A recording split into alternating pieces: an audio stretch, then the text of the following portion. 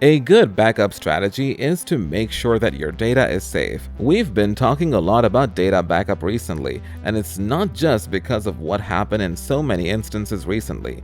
If you don't have a comprehensive strategy in place, this won't be the last time we talk about this.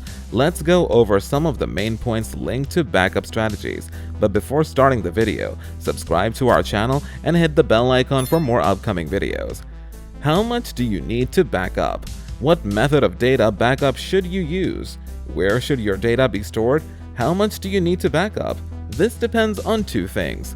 Number 1. What is the risk of losing your data? Number 2. Can you afford it? If your data is highly valuable, then you'll need a lot of backups. If it's not so important and you can store backups off-site, then this will work for an individual without a lot of money. If you're in a high-risk industry like finance, you'll need to store your data digitally as well as on paper. What method of data backup should you use? There are two main types, which are digital and manual. Digital backups include things like external hard drives, cloud storage, and some tape drives that can be automated for a small fee, and we recommend this for someone who doesn't have a lot of money. And on the second, manual backups are the most common type and include things like copying your files to CDs, using multiple external hard drives, or just printing out your documents.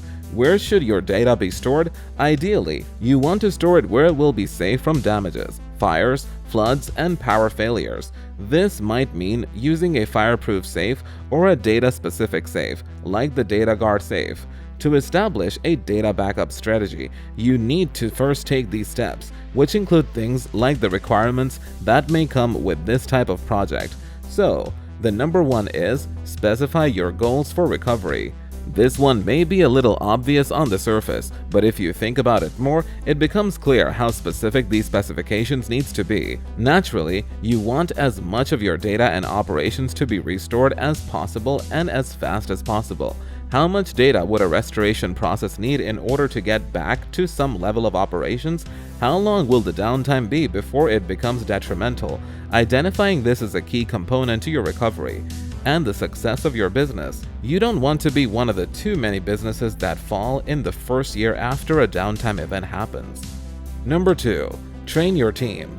Secondly, back up your work. With data breaches happening more and more often, it's important to make sure that you're prepared, but only if it's backed up and they know how to implement it. Are backups actually useful? Make sure your team members are trained to utilize all the resources available to them. This will have a positive impact on your operation.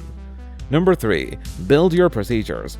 Step 1 is to establish goals and then set up your team to use the available tools. Step 2 is to make it a habit for them.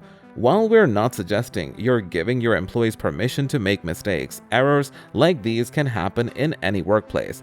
It'll help to periodically run through the data recovery process, test the backup regularly, and plan for an alternative source of data in the event of a total data loss. This will help you get back up and running quickly during an outage. Following these steps as you adopt your backup policies and procedures will only help to make them more effective. If you want, NAXYM can also provide your business with IT services for both emergencies and day-to-day operations, including helping with backups. So, this is it for today's video. Hope you enjoyed the video. Make sure to like the video and subscribe to the channel. Thanks for watching and have a good day. Goodbye.